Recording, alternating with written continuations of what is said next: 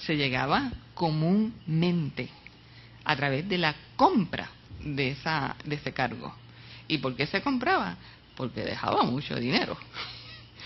¿Y por qué había que comprarlo? Porque se convirtió en algo tan poderoso que entonces no cualquiera tenía acceso.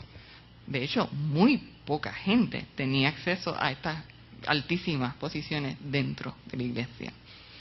Y entonces, pues, de repente llega un papa, ¿verdad? Este papa es un monje.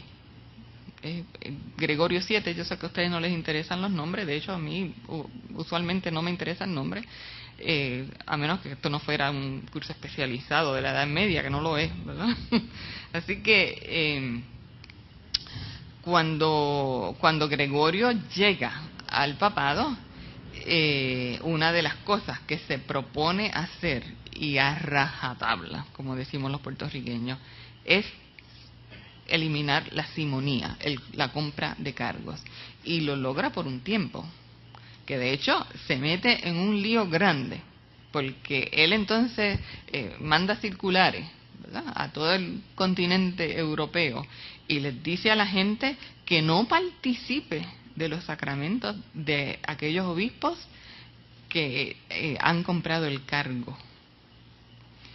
Y se formó la tangana, porque entonces algunos dicen, miren, eso es herejía. ¿Cómo un papa le va a decir a la gente que no reciba el sacramento de este sacerdote indigno, si eso se resolvió en el donatismo en el siglo 3 o 4 antes de Cristo, de la iglesia, perdón?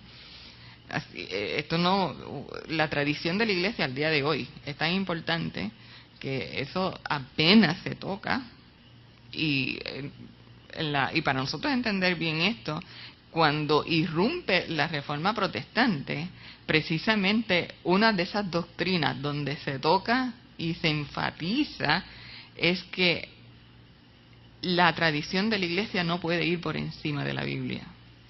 El católico al día de hoy dice lo contrario, que la tradición va por encima. ¿Por qué? Porque él dice, de todas maneras, el canon, ¿verdad?, la colección de los libros que forman el Nuevo Testamento, quien lo organizó fue la iglesia. ¿Y cómo contestó Martín Lutero esto?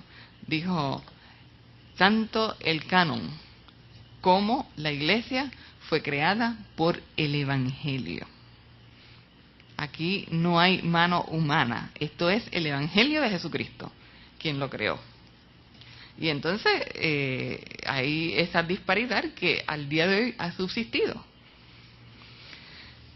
Pero volviendo atrás, aparte de la abolición de la simonía, se generaliza el celibato. Y entonces ya es una cosa muy popular, ¿verdad? Se dan muchos encuentros en toda Europa contra las mujeres que legítimamente están casadas con esos sacerdotes. Y eran tildadas de rameras, eran obligadas a abandonar ese matrimonio y quedarse en la nada. O sea, eso fue un movimiento que tuvo muy fuerte, ¿verdad? Si la iglesia lo aceptaba por razones de ética cristiana, la gente, ¿verdad?, la iglesia también tenía otro interés económico. Y finalmente, entonces, en medio del siglo XI, se llega a un acuerdo de que el nombramiento del obispo de Roma, que era el más importante y que también había estado a expensas del gobierno civil, del emperador mismo, ¿verdad?, o de las grandes familias aristocráticas, entonces se llega a un acuerdo que se conoce como el Segundo Concilio Laterano. Y no hace mucho vimos nosotros en las noticias, ¿verdad?, cuando se estaba a la expectativa de que saliera el humito blanco del Vaticano, pues de esa misma forma se empezó a hacer, ¿verdad?, que eran los cardenales de la iglesia los que decidían entonces el nombramiento, por lo menos, del Papa. Claro, los cardenales en aquella época no era como el colegio de cardenales hoy, porque el colegio de cardenales hoy se ha diversificado tremendamente. Cuando hablaban de los cardenales en el siglo XI, era un grupo de obispos que estaban en Italia. Todavía quizás a mediados del siglo XX, probablemente los cardenales eran casi todos italianos. Eso empezó a cambiar bastante recientemente, y hoy pues, ahora yo no recuerdo qué combinación habrá, qué proporción, pero muchos del tercer mundo, incluso Puerto Rico tuvo su propio cardenal. Todavía está vivo. Tuvo que renunciar por edad, pero a veces se pronuncia en sobre asuntos, ¿verdad?, que considera pertinente. Entonces, hablé sobre la abstención de los sacramentos y la prohibición de los nombramientos laicos. Ese Hildebrando que ustedes ven ahí, ese es el papa que mencioné ahora, que se llegó a conocer como Gregorio VII. En esta época más o menos fue que la gente se empezó a cambiar los nombres cuando llegaban al papado. Eso es una tradición que no era de un principio, sino pues que se aceptó más o menos para esta época. Entonces, lo que nos queda, vamos a hablar de dos asuntos: conflicto entre el pontificado y el imperio. Y este es el caso de... Había habido conflicto, como ya les he mencionado, entre quién nombra a quién, ¿verdad? Ese es el conflicto más grande que tiene la Iglesia. ¿Por qué? Porque los principados, el emperador, los monarcas tenían cerca de ellos a estos obispos, y estas eran las tierras que podían dar en pago de favores o de lealtades. Las tierras que estaban en manos de nobles, de familias aristocráticas, no podían tocarlo, pero el de las iglesias, y eran muy poderosos.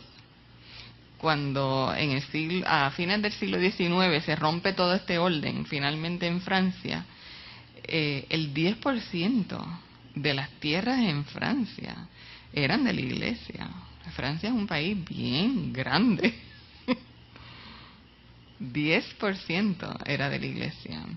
En México sucedió algo parecido. Miren, y es que la iglesia se nutre del temor de perder la salvación, porque el que está cerca de morir quiere limpiar su conciencia, quiere limpiar su acto. ¿Y cómo lo hacen? Entre otras cosas, donando tierras a la iglesia, o sea, capital.